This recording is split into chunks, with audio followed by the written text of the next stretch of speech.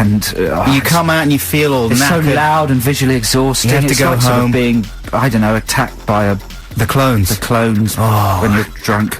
And so you still haven't seen the movie? I still have not seen the movie. Wow. I can't imagine going to see the movie because I just have a fear of packed cinemas. Yeah, well, you're right. I think the best thing to do is just wait until it's all died down and then go and stick your legs over the seat in front and enjoy it in an empty cinema. Yeah, that would be nice. Lila, our producer, was saying to us that there's going to be a bloke in Burger King tomorrow valuing people's Star Wars memorabilia. Are you sure it's not just like a kind of a tramp? There's a bloke outside Burger King. I'd give you about £3 for that Yoda there. There's a bloke outside Burger King who just spits in a circle. Yeah. No, okay, he's him? not a tramp. He's called John Hemmelstein, and he's going to be in Burger King in Leicester Square from 3 to 6 p.m. tomorrow. How will they recognise him? Will he be dressed as like the stink? A Jawa or something? The smell. They'll recognise him by the smell. because he weighs 28 stone. He'll be... Looks like Jabba the Hutt. This is very rude. No, if he's it is listening. rude. Yeah, John, I'm just joking. It's just a joke. John will be surrounded by people with bits of Star Wars memorabilia, no doubt, and you can have all your old X-Wing fighters valued by John from 3 to 6 p.m. in the Burger King in Leicester Square tomorrow. I guarantee what he'll say. He'll go 20p. Whatever you bring him, he'll go 20p. However much it's worth. That's all people ever give you for buying stuff like that. This guy, a painter, was doing some painting, unsurprisingly, in my house once, and he saw that I had some Star Wars stuff lying around, and he said, "Oh, you like Star Wars, do you?" I said, yeah, you know, love it. "Oh, yeah, I've got a few of those old toys lying around in my attic. I got one that looks like a big dog." I said, "Oh, you mean the AT-AT?" "Yeah, the big dog. You can have it if you want." I said, "Yeah, brilliant." And so he brought it round, and he sort of just gave it to me. I remember this story. Yeah. Well, And then no, you set a price for him that was far too low, and then felt happy with yourself. Yeah. That you Well, made he a said- bit of a profit off the dumper. He said, he said, how much do you want? How much do you think I could get for it? You ripped him off. And I said, well, it's not in the box or anything, so, I mean, you could... How much did you give him for it? I gave him about 40 quid, which I thought was fairly reasonable. And then he discovered how much it was worth He and did- tried to buy it back, didn't he? But you wouldn't let him have it. No. That's what I remember. Because I got a really good deal off him. Now, what I did, because I feel bad, this story doesn't reflect well on me. No. Because he had children, and he said, I wish I hadn't given you the big dog now, because I'd you're like so to give it to horrible. my son. Well, but we should ask the guy in Burger King how much an unboxed AT-AT is worth. Unboxed AT-AT. But what I gave Less him than instead... 20p, less than 40 quid. I gave him a brand new Millennium Falcon for his kid. Brand new. That's Worthless. You know... Worthless. Brand new stuff's worthless. Now I feel bad again. Ooh. Are you going to run down your list of things you're worried about Star Wars in the next hour? Sometime in the next hour. That's to look forward to. Plus, Ditties in the Dock this week, at the end of the show, will be a battle between two kind of disco monstrosities. It's a disco ditties. We need to talk more about the theme because we haven't really discussed it, but it's sort of disco cover versions. Disco cover versions, Yeah, right. it's gonna be good. But here's the thing, you know, even if you're not interested in the disco cover versions, we're giving away more or less the complete Cure back catalogue to every, let alone a Star Wars fan, then you should stick around for that. We've cleverly balanced an amazingly good prize with a really poor idea for a Ditties in the Dock. Yeah, that's true. Yeah. This is Adam and Joe on XFM. We'll be back shortly. XFM. This is Adam and Joe on XFM. Now, Christian O'Connell's Bounty Hunter finishes this Monday.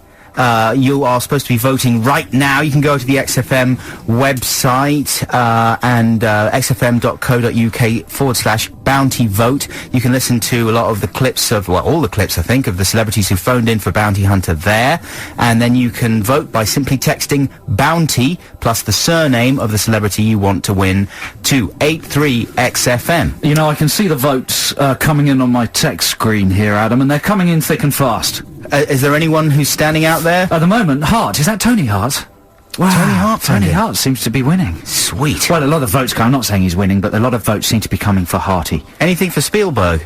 No Spielberg. It's quite good, though, that the public vote for who is the most entertaining, not necessarily who's the most famous. Yep. But anyway, speaking of Spielberg, it's worth hearing what he had to say to Christian O'Connell. Here he is talking about the new Star Wars film. It's absolutely amazing. It's the best of the last 3 episodes. It's the best way you could possibly imagine has ended this 6-episode series. Very dark. You'll cry at the end. It's wonderful. Oh, he seemed to be crying a little bit then. Well, it's wonderful. I think Chris Martin got him to phone in. Is that correct? Probably, you know, they're all mates, isn't he? Speely's related to Gwyneth somehow. Isn't Speely Gwyneth's godfather, I think, or something? Well... Yeah, so they're all a little, cluster of peas in a pod. Yes. All those big, shiny, famous, sexy people. I wish I could be in that pod. I wish I could be in that pod. I bet you do. I don't need their pod. I've got my own pod. I've got an iPod. So listen, he's talking there obviously about Revenge of the Sith. Yeah, well done. Good manoeuvre. This was sent in to us by a listener. This was sent in by James Upright, and he said to us in his letter, if you play it, please warn me so I can listen. He's called Obviously High. You can check out this song at www.obviouslyhigh.co.uk. This is his breakbeat mix. We're just using it as a bed for my top 5 worries about Revenge of the Sith. I haven't seen it. I'm seeing it tomorrow morning. But these are the things that I'm concerned about. First of all, they seem to have done all the basic video game environments. Right. Forest, snow, lava this time round. When are they going to do beach? When are they going to do the beach level? Which film's that coming in? Which video game is that All in? video games. Do they all have beaches? All racing games, all platform games. They all have a beach level. Yeah, you don't play enough video games. Don't. Watson. Sorry, man. So that's worry number 5. When are they going to do the beach sequence? I want to see Obi-Wan in swimming trunks. That's a good idea, though. Oh, you see, Obi-Wan would be in little swimming trunks, and as a joke, you put ones on C-3PO too. Of course, he doesn't need them because he's not naked, but anyway. So that's worry number 5. They're not very good, these worries, as you can tell. Worry number 4, the flipping Wookiees. Yeah. They just look ridiculous. How do you differentiate between Wookiees when there are hundreds of them? Answer, you do their hair all different, like the Bee Gees. So they've got highlights. They look like they comb their hair from the tip of their nose outwards in a concentric circle. Or just face into a blow dryer. Like the Kings of Leon. Like the Kings of Leon. And they're very shiny. They look as if they use Silvercrin. Is that a dated reference, Silvercrin? Does that exist anymore? Hairspray, Silvercrin. Anyway. Sunsilk. Keep going, come on, keep going. One of them's got plaits. And aliens with plaits never work. Oliver. I've said this before, I think. Oh dear, I'm going to move on to... so I'm very worried about the Wookiees. No, I think they look rubbish. Do they have any cornrows? That would be desperate if they had, I think possibly they do. Oh, that's no good. I've got more serious concerns about the Wookiees. But my third complaint is, how can you make Natalie Portman unsexy? Well, why? What's your problem with that? Well, so they just made her completely unsexy. Oh, have they? All she ever says is, yes, Your Honour, I will meet you in the Imperial Council of... She's so boring. That's supposed to be sexy, though, when very She's attractive so women start boring. talking seriously about things. Yeah, but maybe when they're scantily clad, that works. Oh, that's a disaster. Okay, complaint number 2. Oh, those scenes in the Jedi Council. Is it just me, or is the traffic outside the window more interesting than the conversation? In 2 films now, there have been long conversations between Yoda and Sam Jackson, and all I ever look at are the spaceships out the window. Oh, it's traffic here. Oh, that was... Oh, careful! That's the near miss. Where's that one going? Have they finished yet? Is that just me? It can't just be only me. Congestion charge. Congestion charge. He's gonna forget to pay again, isn't he? Yes, he's going to get fined 50 galactic credits. That's the currency in space. That's absolutely true, man. I remember always, the most exciting thing about The Fifth Element was the traffic as well. Yes. Okay, and worry number 1, my main worry about Revenge of the Sith, is my brain is reaching its maximum capacity for remembering the names of space creatures. Right. Okay? I started when I was about 5. I had a lot of memory space for nonsense words and alien creatures. And now I'm old, I can't remember anymore. For instance, who's got room for Yugruthwa? That's not a real one. Yup, that's one of the Wookiees. Who's got room for Grakchawa? That's another Wookiee. What about Meru Meru? Meru Meru. Meru Meru. Meru Meru? I think that's okay. You see, you got room for Meru Meru? Yeah, I can remember that one. But not Grakchawawa. No one's going to remember Grakchawawa. Remember who? Grakchawawa. Grakchawawa. What about Yugruthwa? It's really tough. I've tried to think of space names myself, and you run out after a while. Everything ends with an axe. Or, you know, like Joltax. Oh, I can think of a good... Joltax is good, you see, because it sounds like Poltax. That's a better name. It's a text competition. Have we got time to run a text competition? Why not? Best alien name. A name that George Lucas should have used for one of the aliens in Star Wars before he got onto rubbish like Glue Chihuahua. What about Schnook? Schnook? Yes, S-C-H-N-O-O-K. That's simple, Schnook. That's more like a Doctor Who name, I think. Text 83XFM for good alien names that haven't been used yet. We'll give you a prize. Do that right now. XFM. Hey Hey, this is Adam and Joe on XFM on a Saturday afternoon.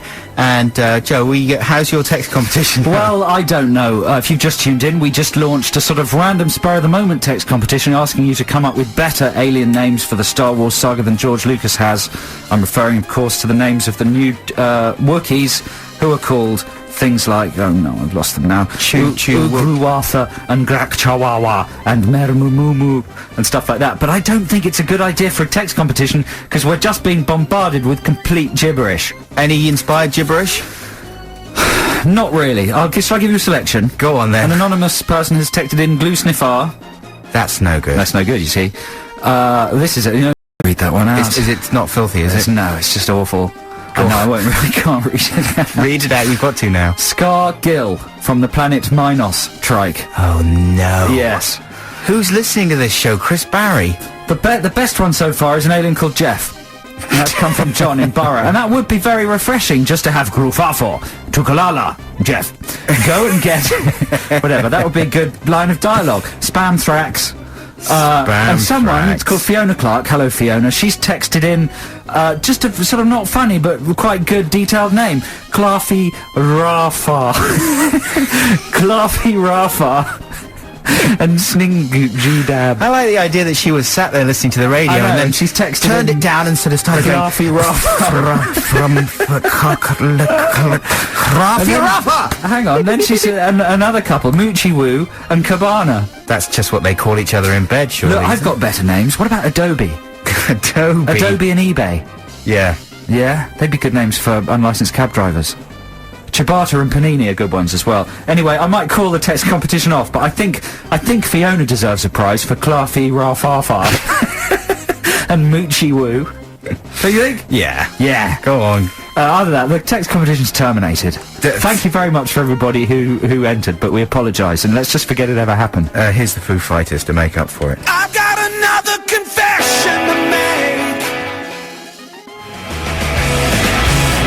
Wow, he smashed everything up with his guitar. Yes, he smashed absolutely everything up with those shouting and words and so guitar. excited about everything. Yes, that's Foo Fighters with Best of You. This is Adam and Joe on XFM. Just to wrap up that Star Wars alien name text competition that we had to curtail because of high levels of nonsense. Yeah. We're going to award tickets to see Idlewild to Bex, who, I apologise, I credited Beck's brilliant alien names to Fiona, and it was in fact Bex, came up with Moochie Woo and Moochie Woo Cabana. Wasn't there another one? Fiona came up with Clary Ra Rafa Sinju Darbik. There you go.